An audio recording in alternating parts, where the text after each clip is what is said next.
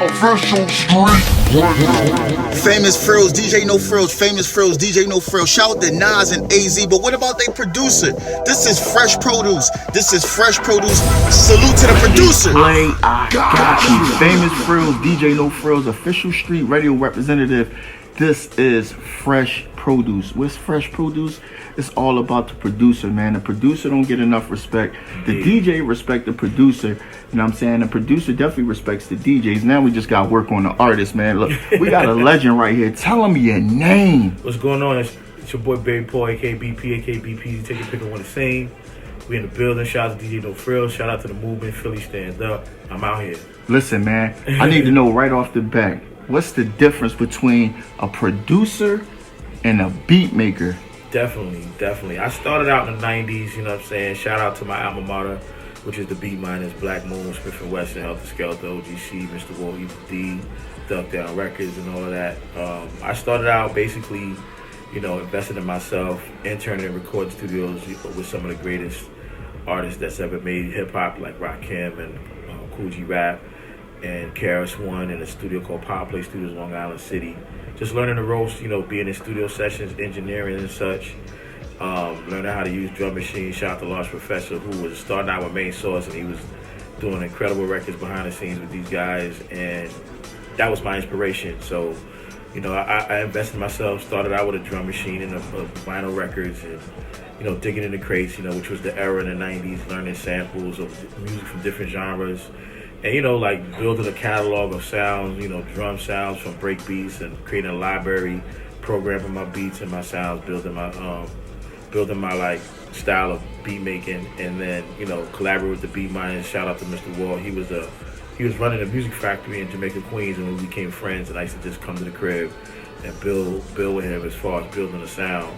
And then when Black Moon accepted, you know, I kind of threw some ideas around for that first album into the stage, and then by the time Smith & Wesson came around, I got the opportunity to produce some records on there. Shout out to Steele, who was the first one to recognize my beats and give me the opportunity. And, you know, I went from learning how to program my beats and put records together with them to being able to have an ear to put records together, even if I didn't touch a drum machine, and, you know, work with engineers to get the sound and the sonics and the mixes and the arranging, work with songwriters to develop like the right type of hooks and background vocals, and being able to have an ear to know the tones, the right vocal tones to fit on records, and bring the right people around each other to collaborate and things like that. I think from beat making to producing, it's a process as you record music and collaborate with people and have the science of recording and production down pat, that you can actually make records with or without actually touching anything. That make a lot of sense, man. This Fresh Produce, and you know, as a DJ, you see me travel. I'm eating all types of food, so it's safe to say it's like a New York chopped cheese or a Philadelphia cheesesteak, right? So if you just have the meat, pause, right? For idiots, pause again, right? And you don't have the onions, you don't have the bread, and you don't have the proper cheese.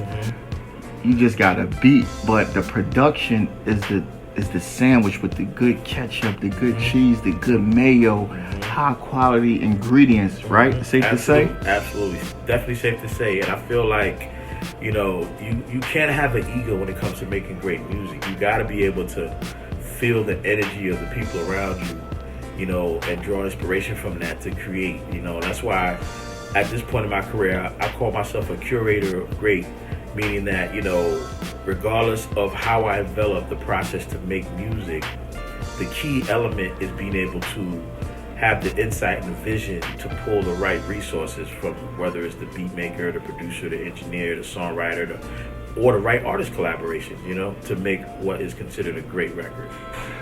And that's regarding of the genre of music, whether it's hip hop, R&B, pop. You know what I'm saying? I'm a fan of music first, and I'll always be a fan of music first as a consumer, which is part of what drives me as a creative to try to continue to build different types of music with different types of artists and collaborations. Right, now let's talk about artists. You work with different artists out of different eras. Absolutely. Back in the day, you was Baby Paul, and 2021, you're B Peasy. Yeah. But let's take them back to the Baby Paul days, the days when you were working with the first, well, I could say for me, and they really inspired me, and I was spinning their records.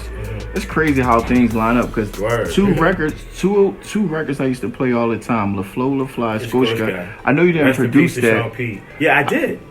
Oh, you produced that too? Yeah, see, that's what I'm saying. A lot of people don't know the resume. Wow, I produced that. I love that record. I love it. And, see, and I think the reason for that is that the beatmnez was a collective back then. So we never necessarily put our names on individual songs at different points in time unless it was like an album, and then it might be like all of the beatmnez producing the album, but our name would be attached individually to certain records on the album.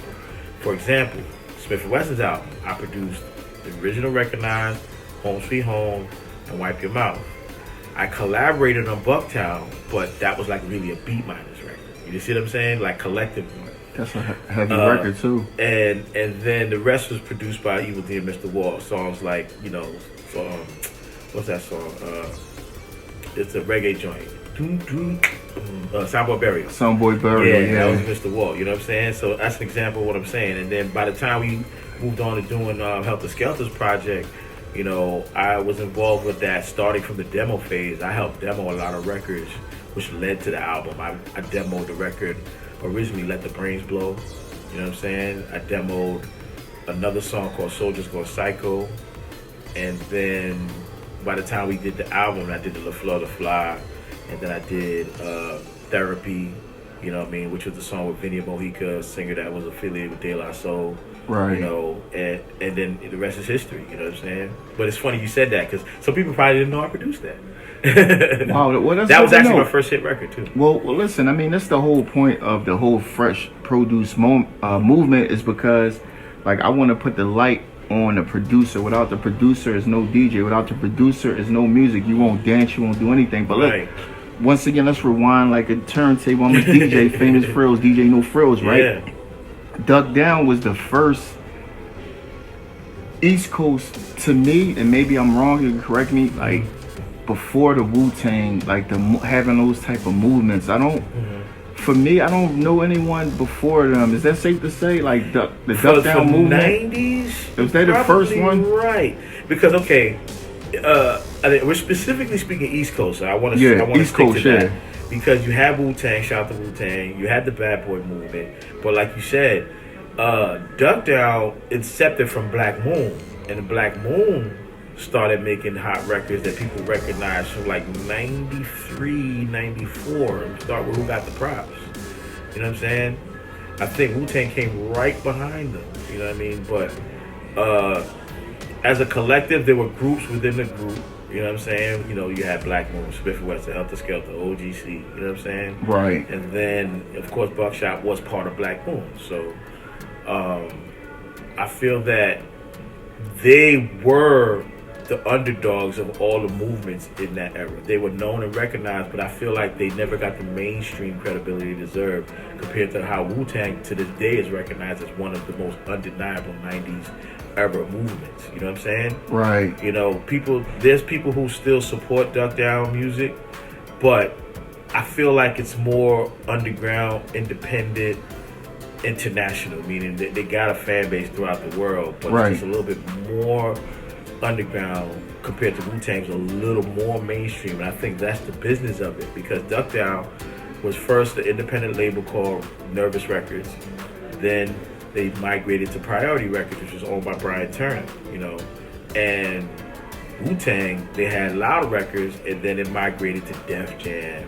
and Elektra, you know, with how they got deals with other companies, you know, like you had Genius sign to Geffen, you had Method Man sign to Def Jam, you had Old Dirty sign to Elektra, so that allowed their movement to become bigger, because now we got artists within the crew with their own projects coming out on all these different labels with the same producers behind it, you know, RZA. Imagine if Duck Down would have had different groups within that camp on different major labels, marketing music that they put out on a more mainstream label as opposed to one independent label marketing everything that comes from them. You know what I'm saying? I think that was the difference. Right. In terms of the business of making their music widely accepted. Yo, this is a dope interview because you just like life, you just never know how things might turn out. Because I remember playing LaFlo LaFly, and I was playing those records at parties, people looking like crazy. I always was more like the B-side type DJ, like the B-side records. I played hits, but I was playing that. And it's crazy that you produced that. But the first record that I bought, I mean, I had vinyl. The very first record I bought is from an artist that you work with, and right now his name is AZ. No doubt. And a record that I bought was Give Me Yours was on there. Yeah, on the first Do or Die album. But the single, I had the single, right? But on the flip side was a record called Uncut Raw. I was playing the B-side joints. I was always into like the B-side, like the records that the radio.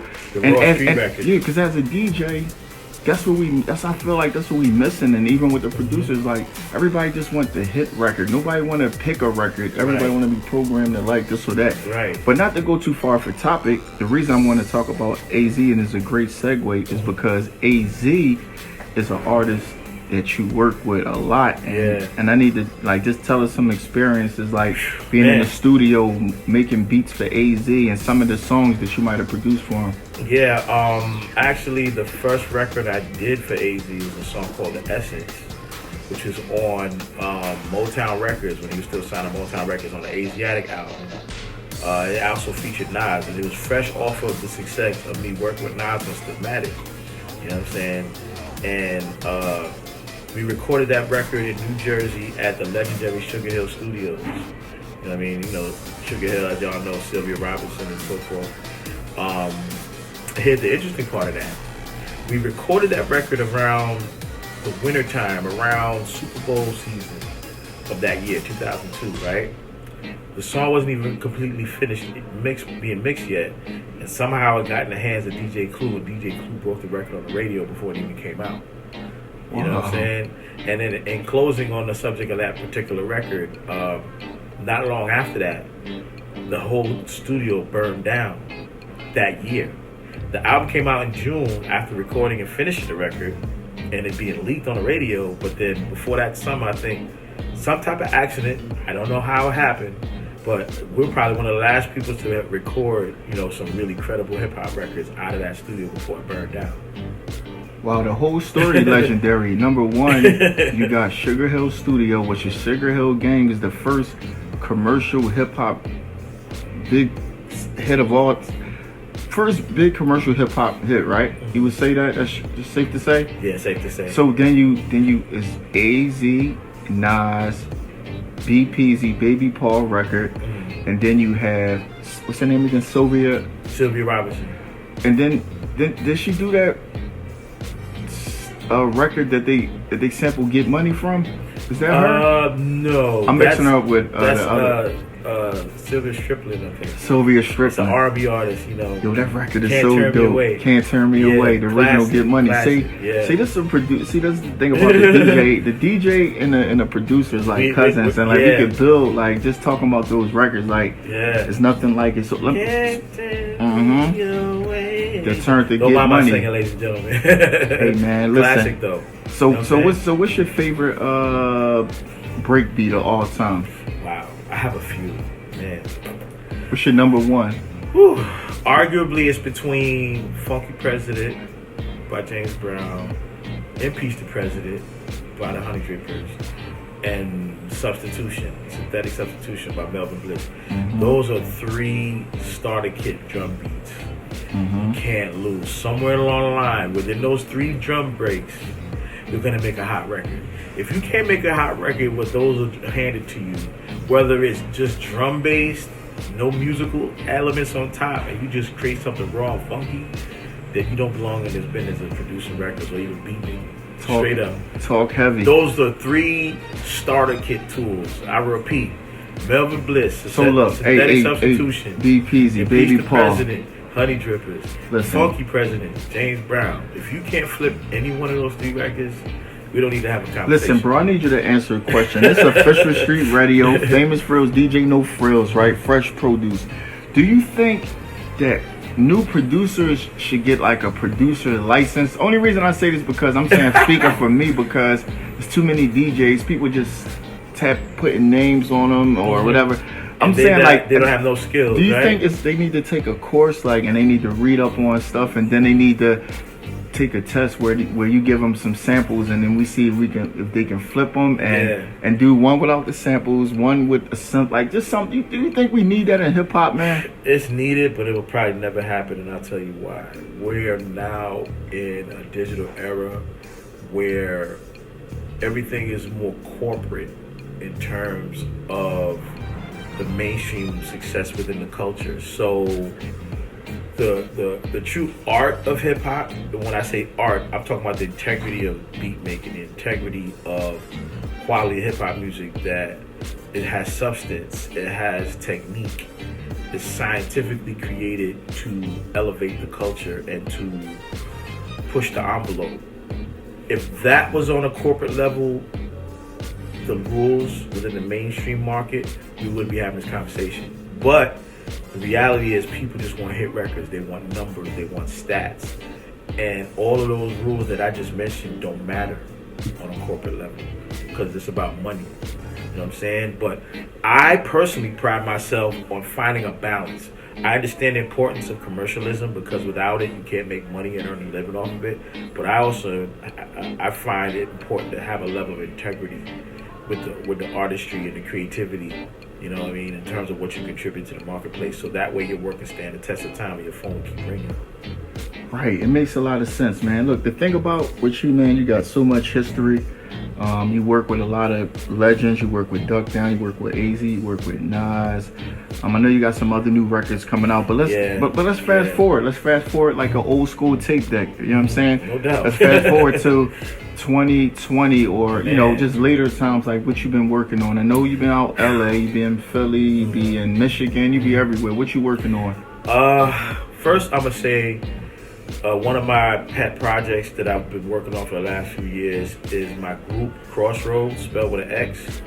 That's myself representing New York City and a lyricist out of Detroit by the name of Super MC, who made a name for himself battling Eminem, the legendary Eminem, in the movie 8 Mile. He was a protege of the late Proof of D12 before Proof passed away. And we've been collaborating on music for about 2 years now. We released 2 EPs that are available now on streaming platforms if you want to check it out. The first was called X Amount.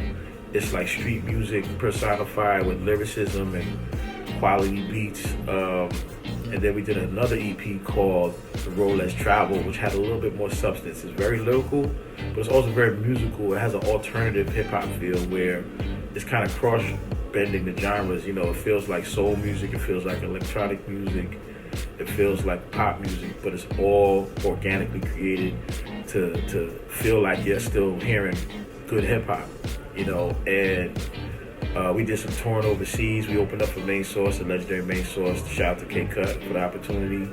We had a great time, you know, connecting to the people before the COVID era where you couldn't get out. You can't get out and do live shows right now like we used to. So that was just a great time and experience connecting in different parts of the world. We were in Europe, you know. Official Street Radio. Affirmative, Famous Phresh, DJ No Phresh, Official Street Radio. This is Phresh Produce. This is actually the first episode. Shout out to B Peasy, aka Baby Paul, man. The history is crazy, man. Respect the producer. Do you know any producers that I should interview next? Tag a producer, share it, comment. Make sure you subscribe to the channel. My name is Famous Phresh. You already know my motto. DJ No Phresh, I know Phresh, Phresh Produce, Official Street Radio. I know Phresh. Yeah, I know Phresh. I know Phresh. Yeah, man, listen. Shout out to my nigga DJ No Phresh, man. We ain't go to OVHS.